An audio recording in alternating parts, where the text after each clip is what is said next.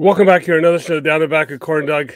This week, another great show for you this week. We've got Baggin Bill Hadley. You've seen him take down the seniors title at the last national, and then he did pretty good in the singles and in the doubles as well too. So, have a chance to talk with him. April Fool's Week here this week. It's been a tough week for the technical side of the show. A lot of April Fool's stuff being played on me by technical stuff, but yeah. So you'll see a bit of that. We'll talk a bit about that in a bit here, but yeah. So like I said, great show, and as always, we'll go to the sponsors first. Make sure you're checking out the sponsors, OctaneCornhole.com. Check out all the stuff there that Matt's got going on. Have you seen the new golf bags that Matt has out? If you haven't, go over to OctaneCornhole.com. Check out their Facebook page. He's got them on the Facebook page. There's even a contest for them. You do some stuff with the photo on the Facebook page. I think you have to pick the winner of the Masters, and you may just get yourself a set of Octane bags. You get the ball and the flag kind of one, but yeah, they're looking sharp. Matt, just another fantastic job by Matt with those. So check out OctaneCornhole.com. Discount code CornDoug gets you 10% off of your bags or your shirts or your hats, whatever you need. Matt's got the stuff there. Then, as always, when you're done there, myearfund.com. Get yourself a new set of earbuds, a Bluetooth speaker. Using that discount code CornDoug gets you 20% off of there. And then with Jamie over at JC Cornhole, mention him. You may get a discount, you may not.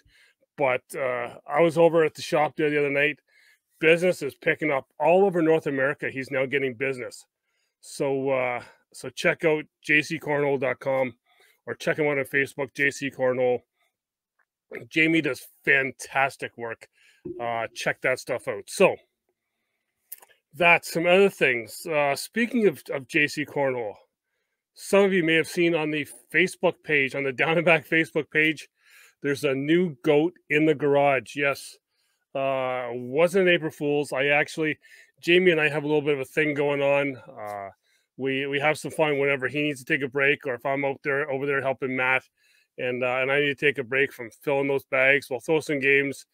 He usually kicks my butt, but this time I got that chance. I got the win, 21-9. If you've seen the picture on the Facebook page, the new Octane Goat in the garage. That may only last for a couple of days. Who knows? Whenever I feel like I need to have that rematch with him. But yeah, that's some fun games you can play with cornhole. Some different things to make it fun with your friends. Have some just throwing bags, having fun. So, speaking other thing, throwing bags. We're back in the lockdown here in Ontario. So we want to get back playing cornhole. And I know I get the messages all the time about people wanting to get back playing, I gotta say, people, we gotta do what any of the restrictions are. Just, you may not like them. Let's suck it up for a bit and just go and just do it. Okay, if you need to take a couple weeks off from going over with friends to play bags, just do it. If you're in a gray zone, okay, gray zone is staying at home, keeping a small group in your family or in whatever.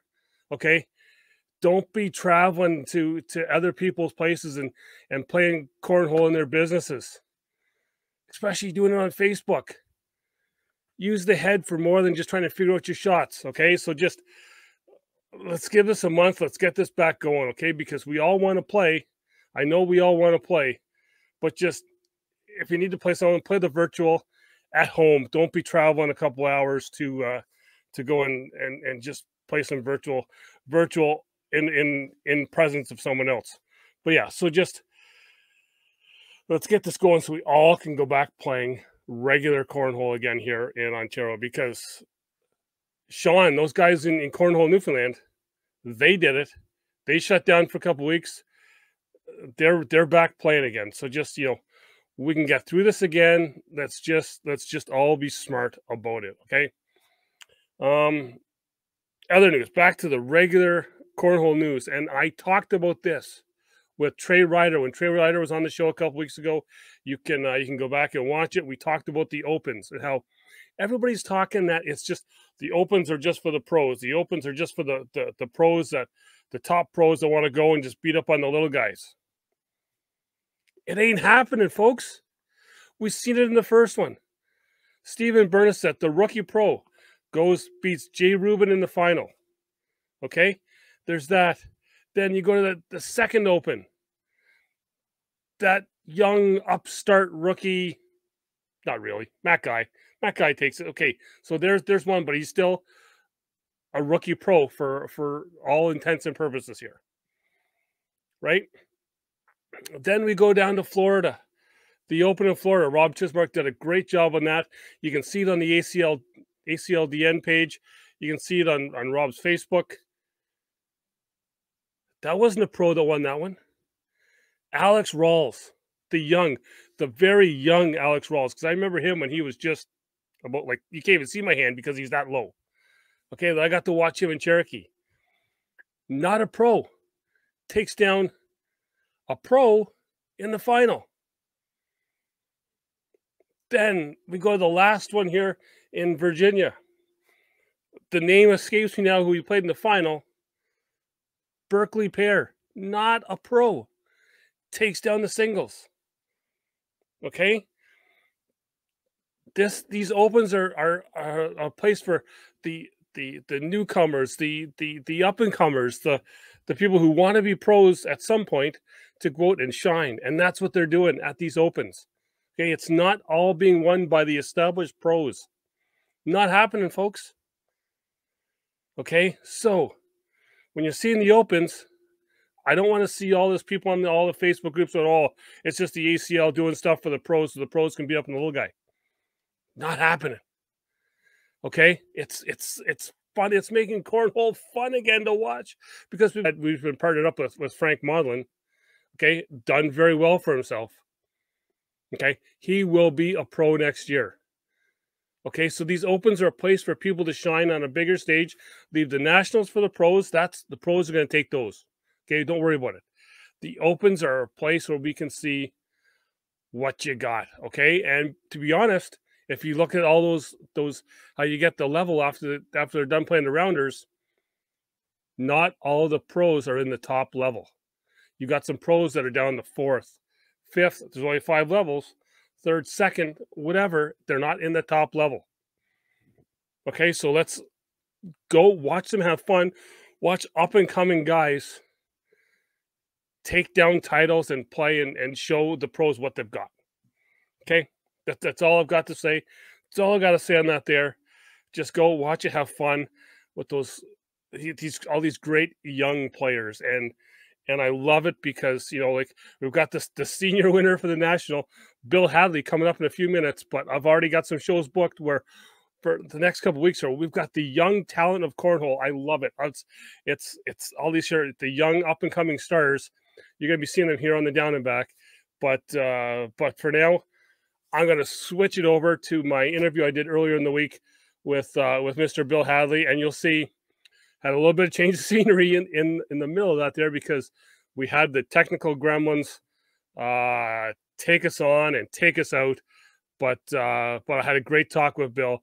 We talked a lot of stuff. We talked, just his approach to the game, to where what he's seeing at the seniors division. Okay, no disrespect to the GOAT, Damon Dennis, but we're getting some new names on there. So we got to talk to him about that. And we'll maybe even talk a bit about that foot tapping, head bobbing thing that he was doing. We'll see just what was in his ear at the time when you've seen him doing all that stuff. So without further ado, here is the Witchita National Seniors Champion for 2021.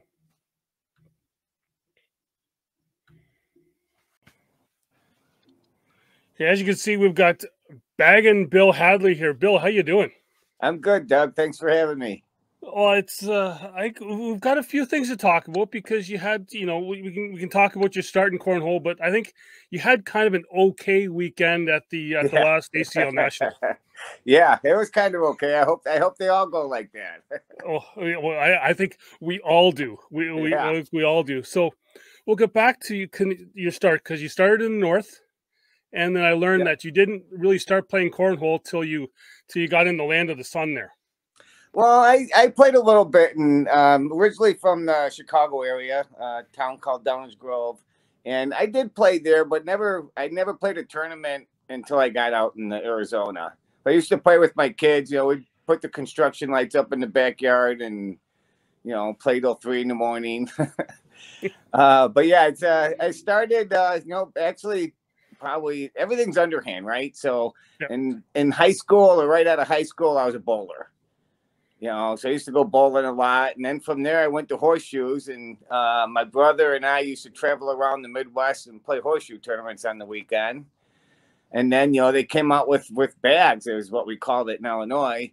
And it's shorter, they're lighter. I blew clay pits in my backyard at home, and I know I didn't have maintenance anymore, so it was an easy adjustment just to go to bags then.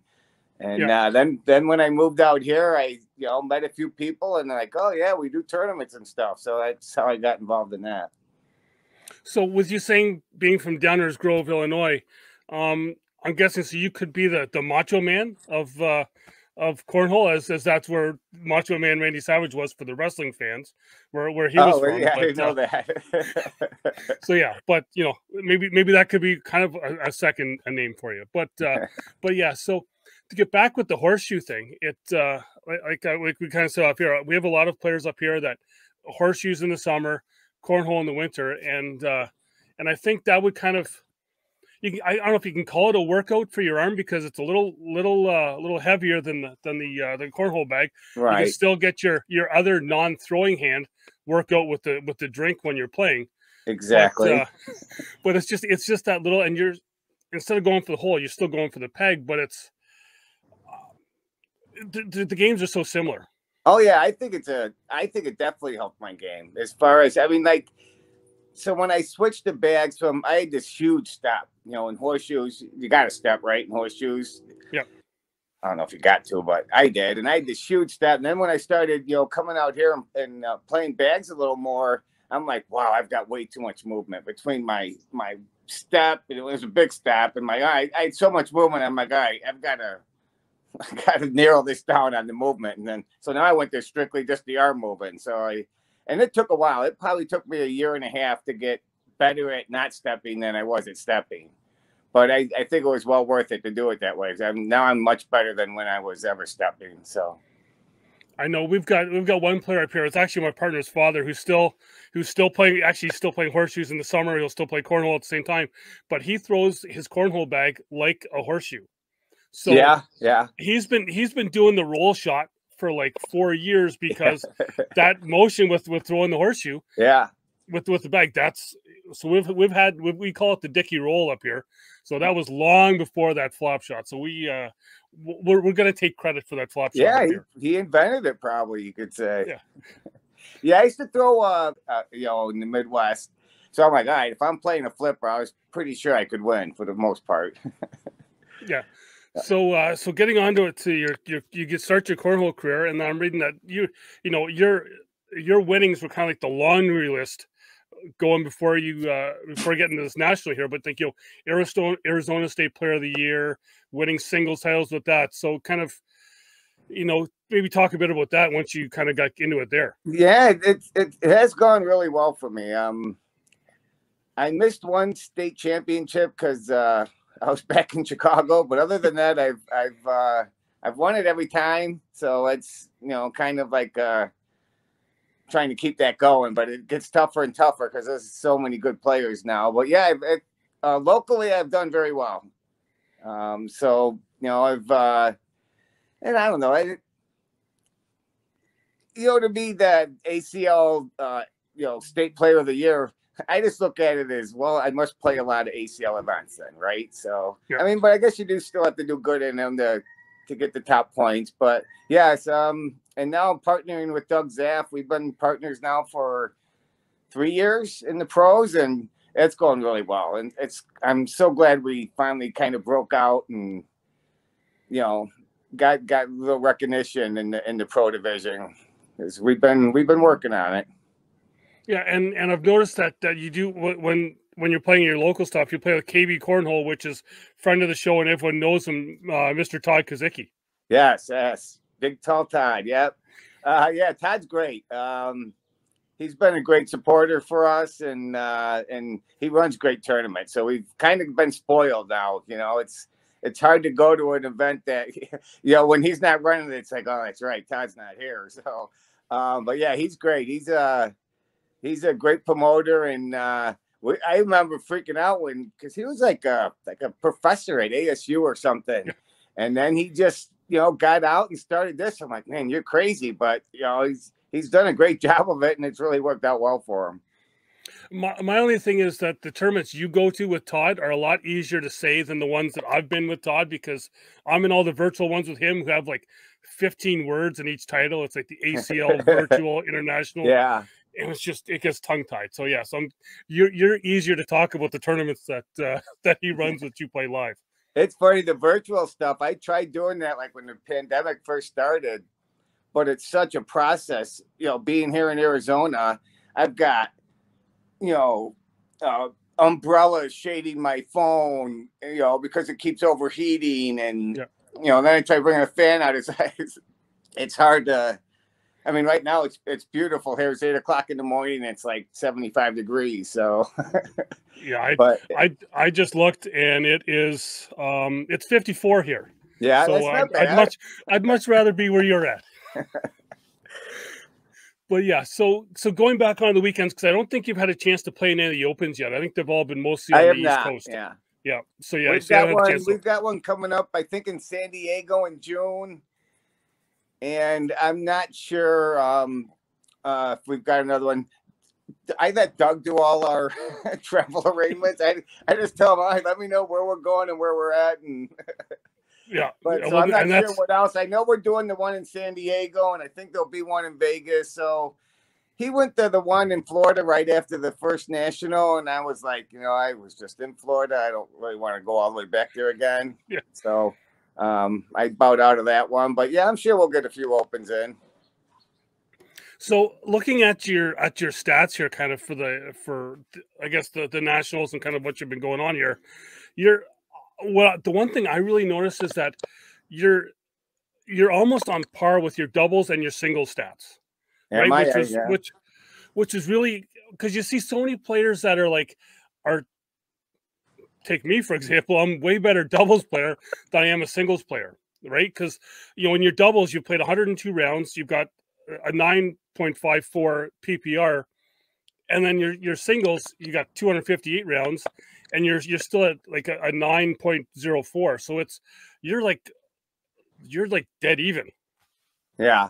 I actually like singles because, you know, it's on you, right? It's, you know, if you don't go good, there's no blaming a partner or anything else. So I do enjoy singles. Florida wasn't very good. I struggled. But yeah, I like both of them actually. And yeah, Wichita was actually that first night, Friday. What was that? So that would have been doubles and then singles, or doubles and then seniors. I was on fire. Yeah, I'm like, let's just keep going. It was like midnight. I'm like, let's just finish it off tonight. But yeah, so we'll go on that there, because in doubles with Doug, partner Doug, you guys finished third.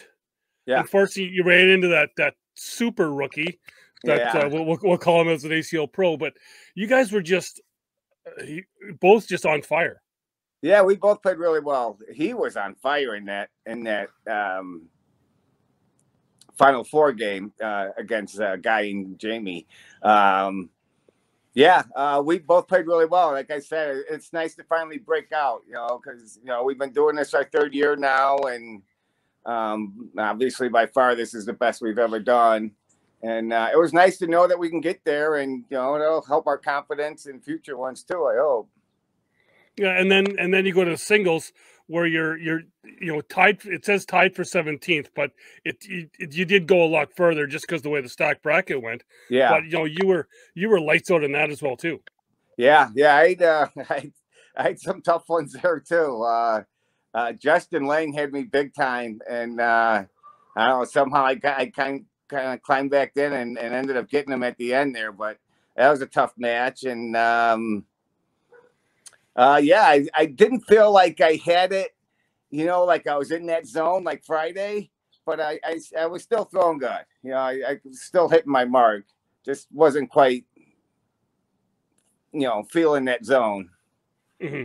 So then we go back to the thing that started everything off, that little win you had on the Friday morning with the seniors. Yeah. Oh, that was awesome. I forget who I started with, but yeah, I was on a roll. I was playing good, and then of course, you got Damon. I think he was my third match, and it wasn't on TV. It wasn't, no one filmed it, but we played for a good 45 minutes. And I had him. I was winning. I don't know what it was. It was like 19-17 or something. And I had last bag, and all I had to do was put it in and win the game. And I didn't. And then it was tied at 20-20. And I was just telling myself, all right, you haven't lost it yet.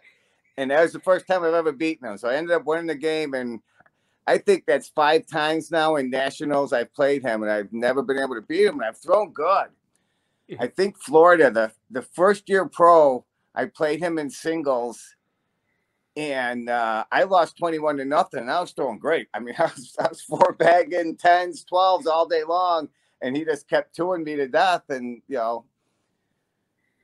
so it was nice to finally get Damon, and then to beat Bob in the final was icing on the cake. Well, so it was nice with an 11 points per round average. Yeah, I'll take that anytime. You could say you were a little bit on that game. Yeah.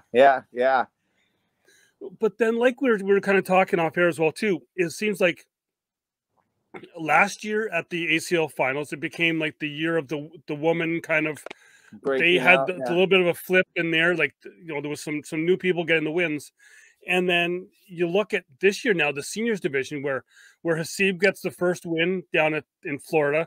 Then he won the Open in Florida, and then I seen Rocky win this past weekend at the Open in Virginia. You taking down the title in Wichita there. I don't want to say it's the you guys are taking out the Damon Dennis domination, but it's still there's some new blood kind of coming in there. Yeah, I think so. It's nice to be some new blood in there. I think Damon's always going to be there, and I think Rocky must be playing Crew Cup because I haven't seen him in seniors the last 2 events. So hopefully that starts opening up, and maybe some more of us older guys get into seniors and even make it even stronger. Well, but yeah, you can never count Damon out. Oh no, and I think that's what makes it better is once you have that, I don't want to say it's parity because you guys have always been there, but just that the new names coming in where you can get the new people coming in and going, you know what, I've got a shot at this now. If there's already there's people other than the one guy always winning, I got a shot at this. Oh yeah, I think that's pretty much true for all the events, right? The open singles, doubles. It's pretty much who gets hot, and you also need some luck, I think, to go far in any of these tournaments with this talent level. You need a couple times. You got to get lucky, to keep your run going. Well, exactly like you said with the open singles, because just watching here, and I talked with Trey about this a couple of weeks ago, is that when you're online, all you see is everyone saying, "Oh, the opens are just for the pros to win," but when you look at them, oh no, you've got Stephen Bernased, who's a first year pro. He takes down Jay Rubin in the final, and Jay Rubin's no slouch to beat. And then the second open was okay. You got like I said, that new rookie Matt Guy that takes down that second one. But then it was Alex Rawls, a young kid in Florida. Then, you know, this past weekend, Berkeley Pair in Virginia. So it's, you know, it's that place for new players to shine. Oh yeah, and there's so many great players out there that aren't pros, you know. So yeah, I'm looking forward. We got a conference coming up in San Diego in a couple of weeks, and I can't wait. It's going to be a blast because there's so many just young kids and great players out there, and it's going to be fun. Well, yeah, and that's what I've always talked about too. Is I remember I was back at the ACL finals in 2018 and seeing a bunch of younger kids playing there, and now just seeing how they're not even 20 yet, but watching how good they were back then, like, you know, Dalton McClem and I seen the Rawls boys there and Sorrells, and it's just like, you know, it's come on, give those old guys a chance. Yeah. That's how I look at it. And I used to say, you know, you'd see these young kids, you know, 15, 16 out there, and they're just, you know, throwing lights out. I'm like, you need a girlfriend and a job. Yeah. But now they're so young, you know, that it'll be years before they have a girlfriend or a job. Yeah. Well, exactly. Yeah. It's funny. So we're in trouble. Yeah, exactly. So I think the other burning question I think people that I've talked to is it's kind of become like what's in Adam Hisner's cup is got to be, because you had the rhythm going on the boards throwing, and also you could see that you were on because the head was going, the foot was going.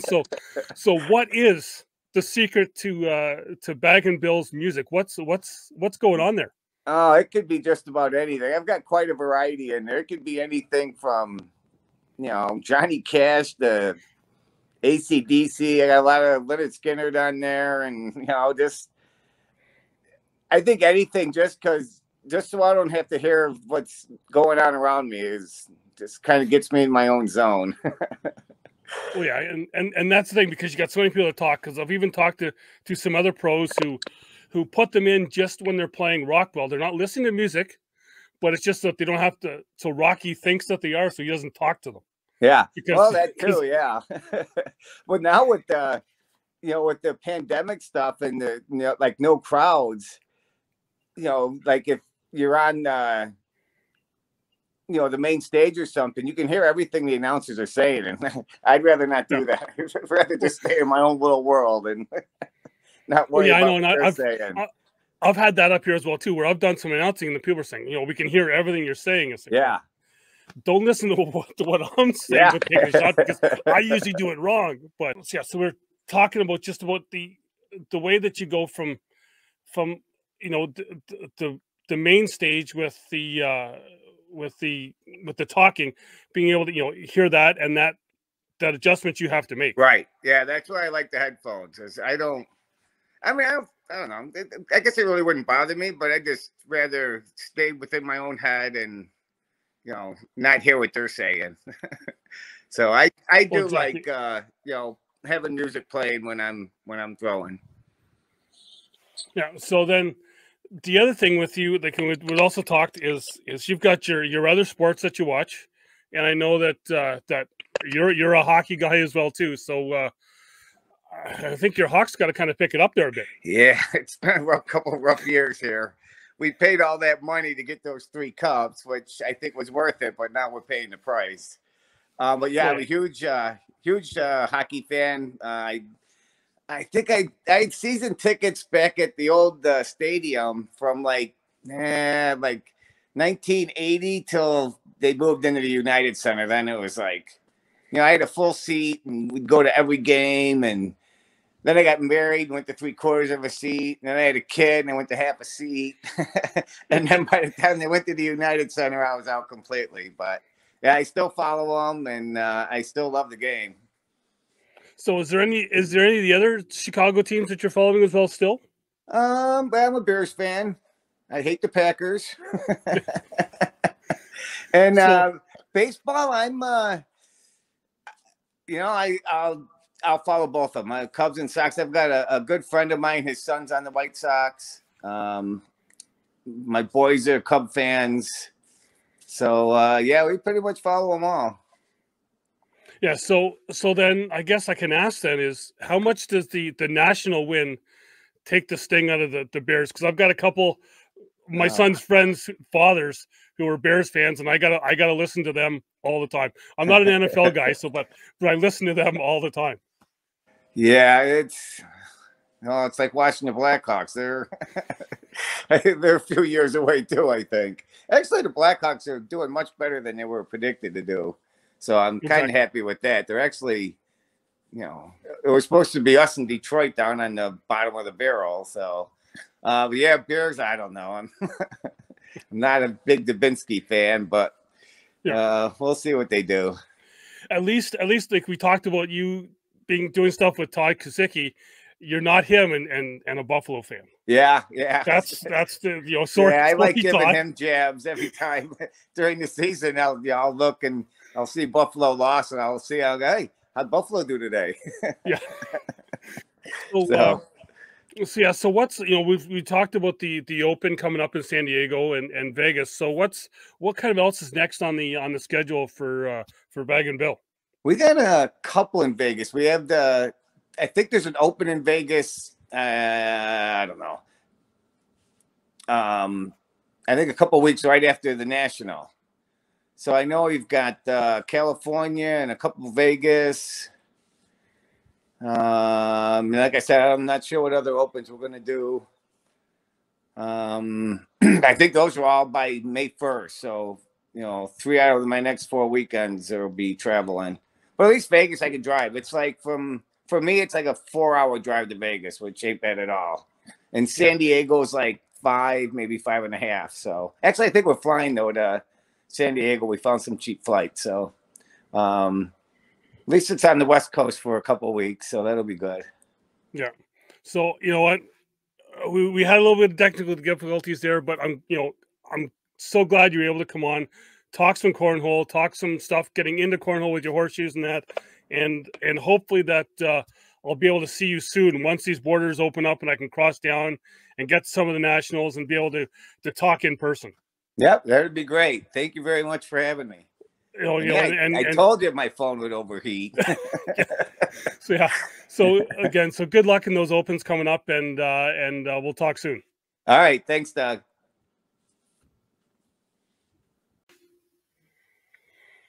And thanks for Bill coming on to do that talking. And as you've seen, his phone kept on going for the National, got a little overheated, got hot there. It was on a roll, and but we had to switch up locations.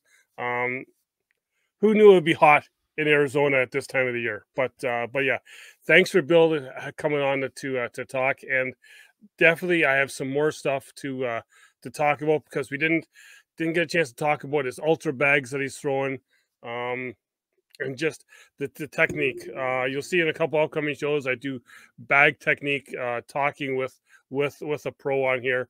But yeah, thanks for Bill for coming on. Just great guy, great fun guy, because I love that because we see the guys on TV or on Facebook, on YouTube, whatever, and we don't get to actually find out kind of what's going through their head, what they've all done. We hear Trey and Bernie talk about them, but we never get to hear from them themselves. That's what I love about doing this show and having fun. So, forgot to mention a word off the top. Remember, we've still got the contest. As soon as we hit those 200 subscribers, we'll be giving away a set of Octane bags and a set of Scorholio bags.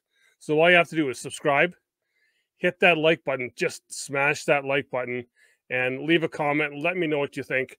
Heck, you can even leave a comment here who you think is going to win the Masters, or you can leave that for the Octane Facebook post, so you can maybe win a set of those fantastic looking Octane Cornhole golf bags there. So that's it for the show here this week. Check out next week's show. It's gonna be a doozy. It's one where because I never go back and talk about Cherokee 2018. I'll be talking about it again next week. I'll be having some fun with another ACL pro that will be on here, because hey, that's what we do. And I can't wait we've already got stuff cooking for the ACL 2021-2022 season. But hey, we'll get out of this here lockdown stuff and we'll be able to play some live cornhole, have some fun. So, like I said, that's it for this week. Thanks for Bill for coming on, talking, and having to change locations and that there. But it was fun talking to him, getting to know him. And other than that, there, watch out for those guys throwing gas, because they might just kick your ass.